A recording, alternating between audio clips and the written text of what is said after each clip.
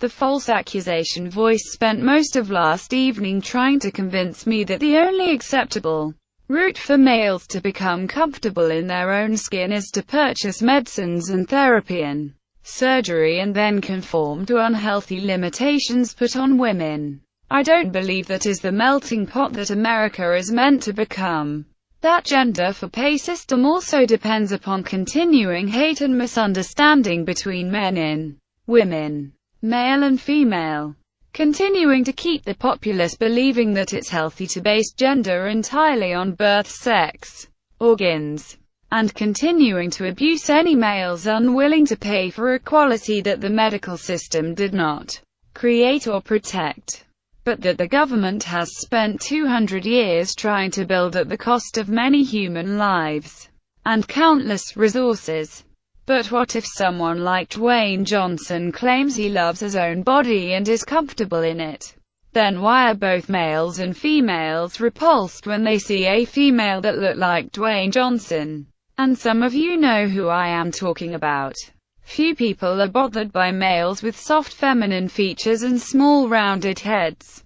In fact, most males and females are more empathetic and trusting of males that look like that. But when you put manly features on a female, people have a very strong negative gut response. Until you understand why, I need to continue writing and educating. And the important question about gender is, why is not okay to give a female manly features for any reason, but it is okay to do to males? And why is this idea really important to gender? And yet almost no one discusses these ideas or asks these questions.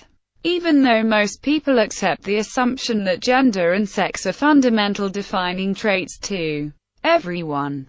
I concede that there may be different ways to give people masculine features.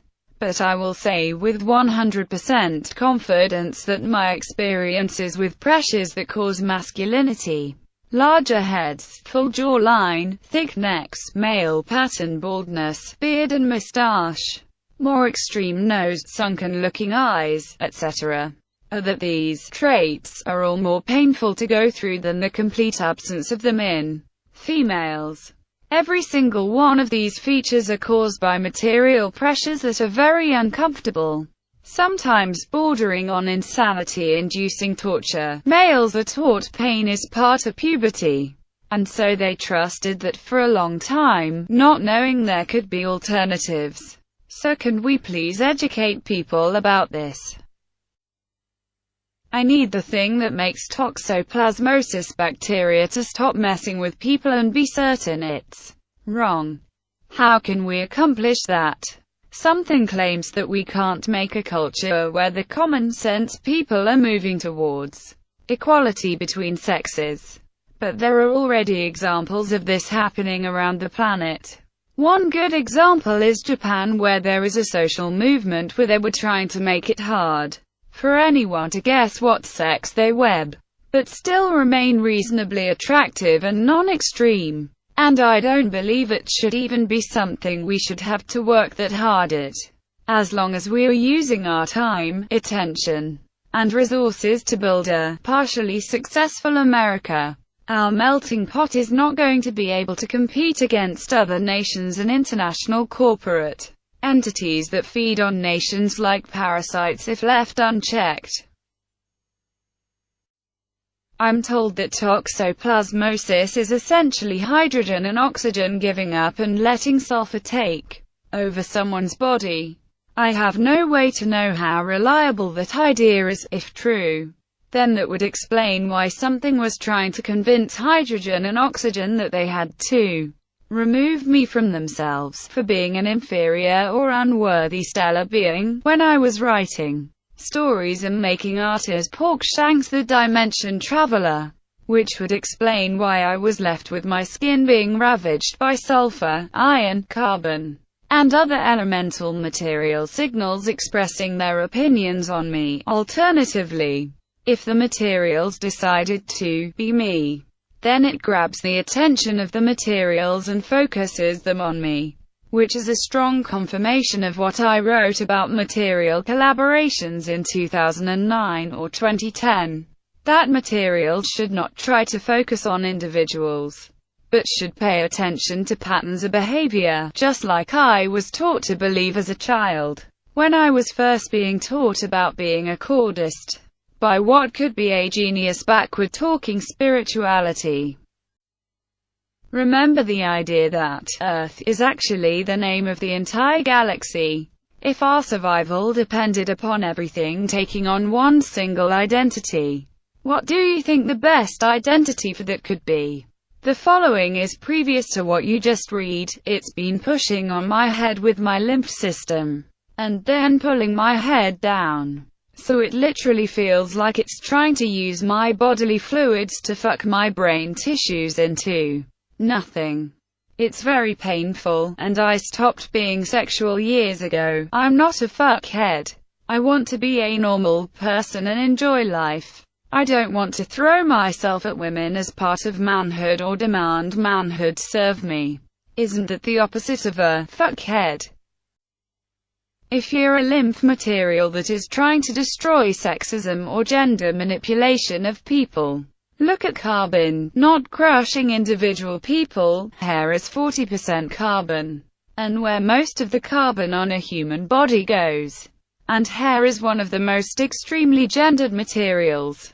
Males and females having very different hair growth patterns.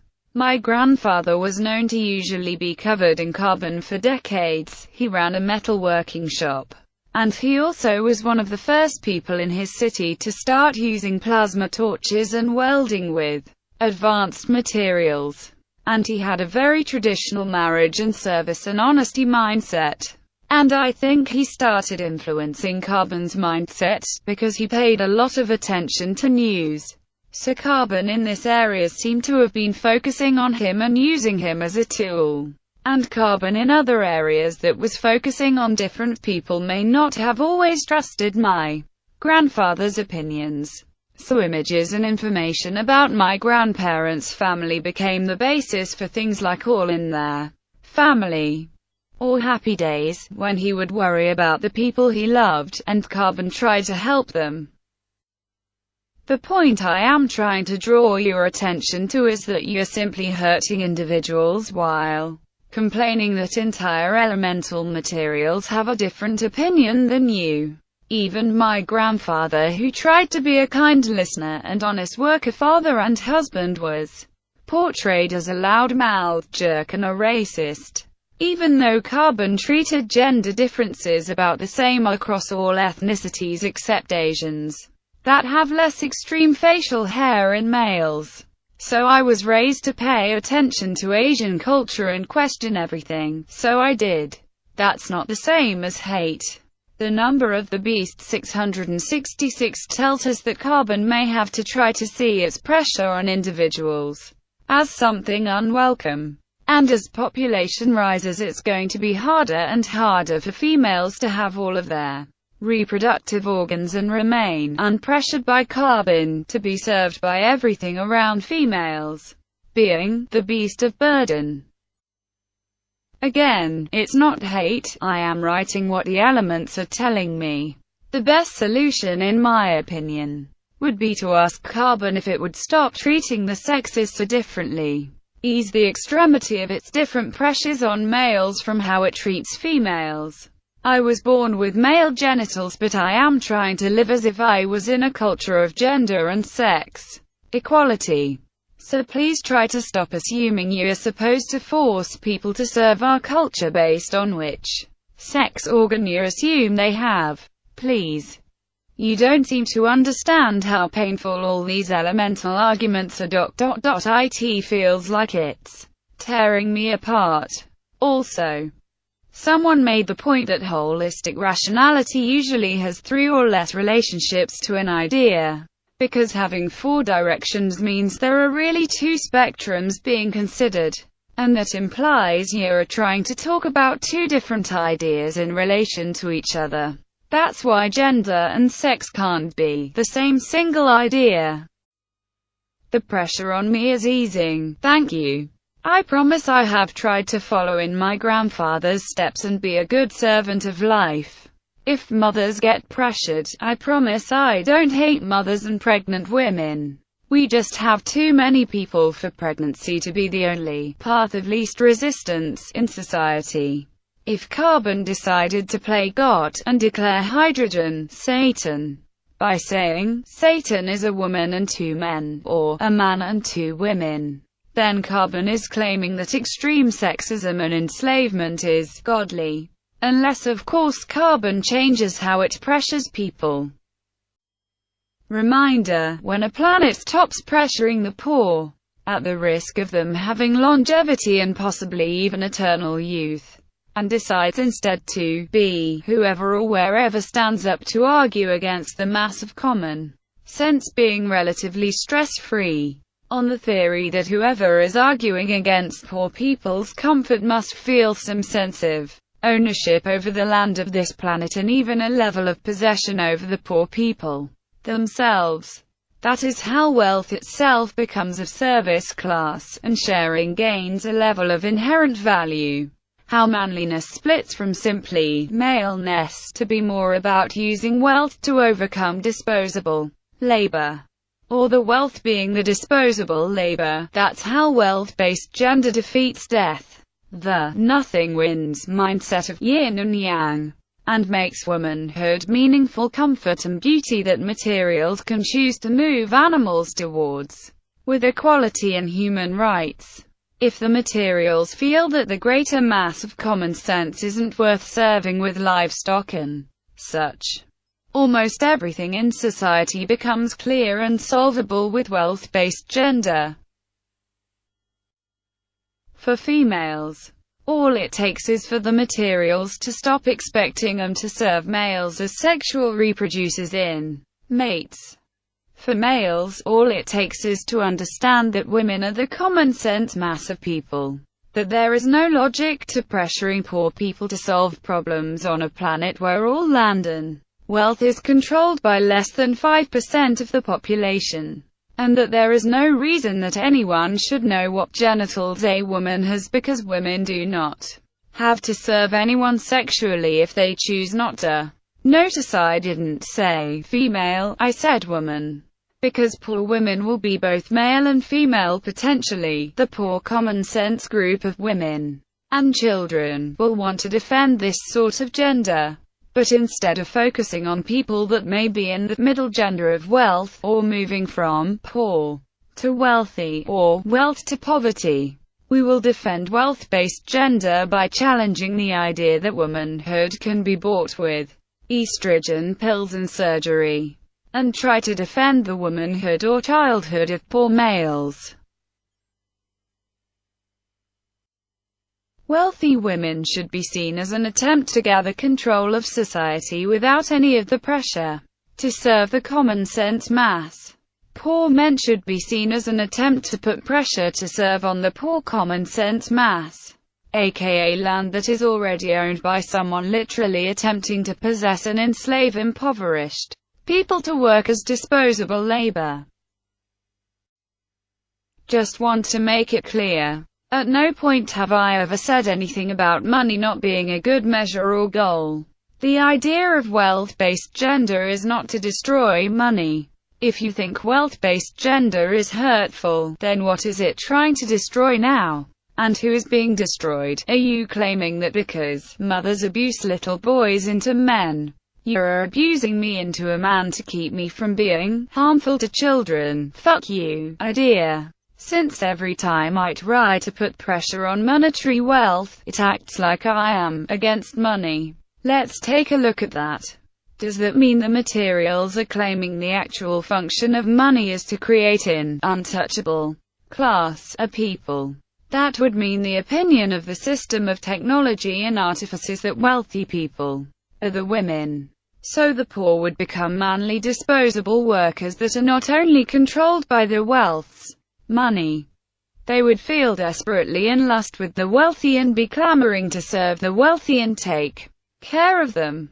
Is that what you want America to become? Oh, the entire planet.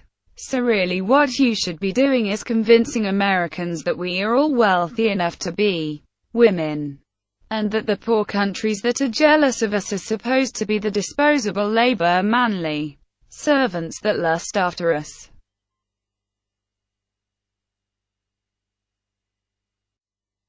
You know what's annoying about that? I remember writing that idea years and years ago. That since America has laws against child sex, and has made a culture of legal and social equality, that we were supposed to be one of the places that is most womanly on the planet, but instead, you told me I was wrong and have been fighting me for years with your bullshit false accusations. This could have been enjoyable. We could have had a lot of fun making art and stuff. Being the attractive populace. From this morning, some materials seem like they're genuinely trying to be kind to me. But sulfur keeps occasionally pressuring me, and it said it loves me. But if it's not willing to make other people more like me, then its love is isolating me and hurting me. 95% confident. I hear what sound like female voices talking to something they call Obama, which I believe are white males talking to UV rays. 65% confident. I believe the Barack Obama that won the election for president twice would want a fully successful American populace to share common sense. It just claimed that sulfur is the fashion police that try to isolate and kill anyone that might be wearing the wrong clothing according to the genitals. Even though I am legally female according to my official U.S. documents, I believe Barack Obama would not be happy to learn that the medical system might be trying to enforce outdated ideas of gender and keep the sexes battling each other, and males abused de facto, for the medical system's profit, at the cost of American common sense successfulness. Sulfur just made a hoo-ha noise in my throat.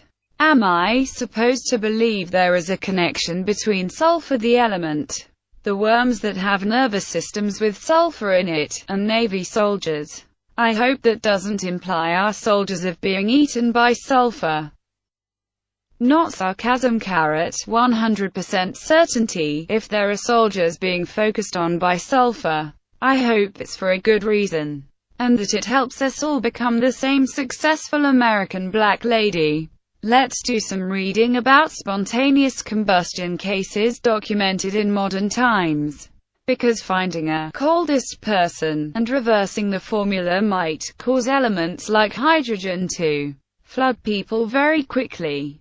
Do you believe in opposites attracting? If so, what traits do you share with your pet dog? Wisconsin, out of all of the people you have sent to Seattle, how many of them have become millionaires? What do you think is the relationship between carbon's sexism and sulfur's desperation? How do you think it relates to iron's backwards communicating, oxygen's enslavement, lithium's attention-seeking? What do you think motivates or influences these various mindsets? Just to relate this to the personal level, it seems from reading a lot of comments on the internet, and in the media in general, that most of our communication seems devoted to denying the success of anyone attempting to stand out from the crowd, even when it's positive. I think that stems from many interconnected problems, but it shows lack of a united identity, and missing American melting pot spirit. I think that our country used to produce a lot of great people and create great works, and if all we do is focus on tearing ourselves down, then there isn't going to be a lot for our country to look forward to, other than becoming dominated by things that develop pride in themselves and can learn to accept and celebrate exemplary examples of their own group. Companies spend a lot of money creating a brand, iPod, or a mascot, Mr. Clean, or an identity or style, IKEA, that is recognizable and defendable. Many other countries seem to come together to create a united identity and cheer for their own people to excel. I have not been much of a fangirl in my life, but when I did find something I liked, I have wholeheartedly rooted for the success. From musicians to products to governmental systems. Molly. You are being attacked because you said that the US military should be pressured by the materials for any complaint. No. I said that I was already being pressured by something that originally began talking to me through utility poles, and that it was causing other materials to focus on me, and that it's been trying to use identity to isolate and kill me. And most of that was accomplished through challenging me with false accusations of guilt or challenges that I should have to solve problems. My statement about the military was that if the military, a force created and duty-bound to protect the citizens of the nation, should be the recipient of those communications, not me. Because if military researchers or foreign militaries are causing attacks on US citizens, then they should be aware of it. And if the military is using machines to attack their own populace, that returning the material pressure to them is the right thing to do. Because I feel if there are going to be people that are responsible for weapons of mass destruction, that it might as well be the people that create organizations based on gather intelligence and honing themselves into maximum efficiency soldiers, workers, strategists, and leaders. I wasn't being pressured with trivial complaints that can be ignored. So if something is making it seem like that's what I intended, then that may be a function of communications combat. I still believe what I said is correct, given the situation I found myself in. Although I am glad that there seem to be many more genuine ideas to use to apply materials pressures that can be used at the material's discretion. I stand by the one above as one rational path of many. I also find it interesting that I was being denied access from womanhood for not solving all of their problem that seemed to have been caused by this planet's insane definition of womanhood.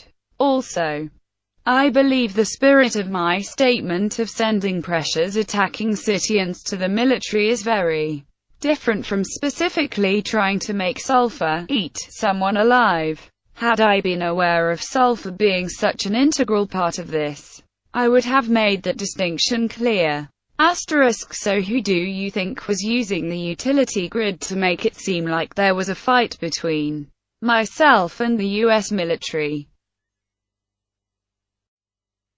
Because I bet it was someone that got themselves in too deep and needed to create a scapegoat.